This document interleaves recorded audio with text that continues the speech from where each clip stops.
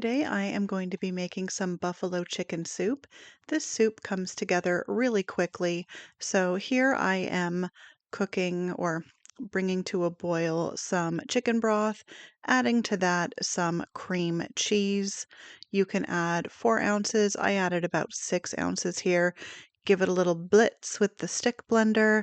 You can also try and stir it up by hand, although I don't recommend it because it will be very lumpy. I pre-shredded some chicken for this. I just poached it and shredded it up and had it ready. I chose to use 2 chicken breasts worth. There we are. So add that in. You don't need to season that because the seasonings will get added in the actual soup itself. You can use store-bought broth. You can use your own bone broth. I like to use my own bone broth. So let that warm up. I'm just bringing it to a simmer once the chicken has been added and the chicken again is fully cooked. Here I've got some Frank's Red Hot sauce.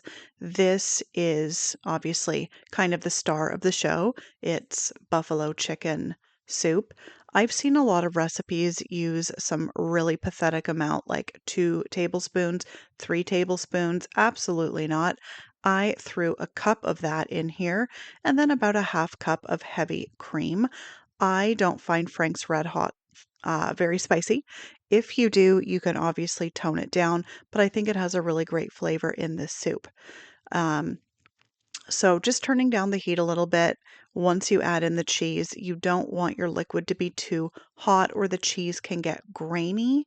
So I am adding about a cup of cheese. I used sharp orange cheddar. You can use whatever kind of cheese you want. This is the kind I like. Please do not use pre-shredded cheese.